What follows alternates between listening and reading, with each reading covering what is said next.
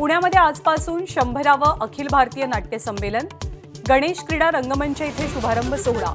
मान्यवरांमध्ये शरद पवार आणि अजित पवार यांचीही नावं।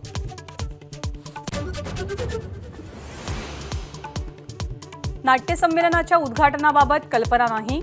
नाट्य संमेलनाच्या निमंत्रणावरती अजित पवारांची प्रतिक्रिया, तर आमंत्रण स्वतःहून जाऊन दिल्याची आयोजकांची माहिती।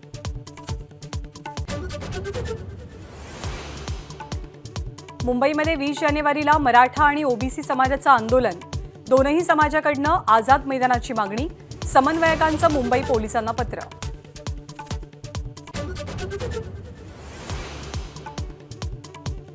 मराठा आरक्षण समितीच्या अध्यक्षांना कॅबिनेट दर्जाच्या सुविधा, अध्यक्षांना 4.5 लाख आणि सदस्यांना 4 लाखांचं मासिक मानधन।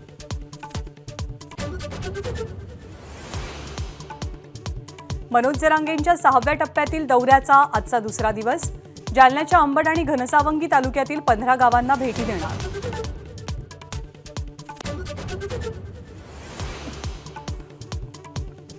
रायगडच्या माणगावात आज शासन आपल्या दारी कार्यक्रम, मुख्यमंत्र्यांसह दोनही उपमुख्यमंत्री हजर राहणार। दरडग्रस्त तळीयेवासियांना हक्काच्या घरांचं वाटप होणार। अयोध्येतल्या राम मंदिराच्या प्रवेशद्वारावर हत्ती, सिंह, हनुमान आणि गरुडाच्या मूर्ती बसवल्या। राजस्थानमधील गुलाबी सँडस्टोननं बनवल्या मूर्ती।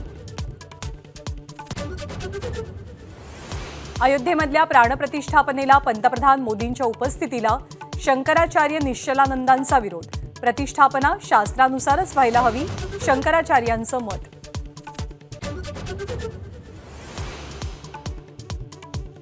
चीनच्या सरकारी वृत्तपत्रात भारत आणि पंतप्रधान मोदींचं तोंड भरून कौतुक।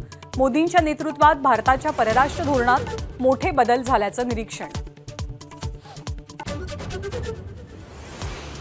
जितेंद्र आव्हाडांवरती कारवाई न झाल्यास त्यांचा वध करणार, परमहंस आचार्य यांची धमकी।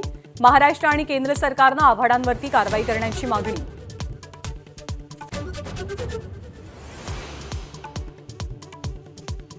मलंगगडाबाबत मुख्यमंत्री शिंदेंच्या वक्तव्याविषयी असदुद्दीन ओवेसींची टीका। मुख्यमंत्र्यांच्या तोंडी अशी भाषा शोभत नाही, ओवेसींचा हल्लाबोल।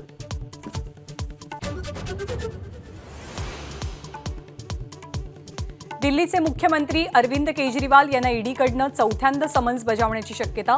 कायदेशीर समन्स पाठवलं तरच चौकशीसाठी येणार, केजरीवालांची भूमिका। राज्यामध्ये JN1 व्हेरियंटच्या रुग्णसंख्येत वाढ, पुण्यामध्ये JN1चे 91 रुग्ण। अब्जाधीशांच्या क्रमवारीमध्ये गौतम अदानींनी मुकेश अंबानींना मागे टाकलं। जगातील अब्जाधीशांच्या क्रमवारीत अदानी 12व्या स्थानी।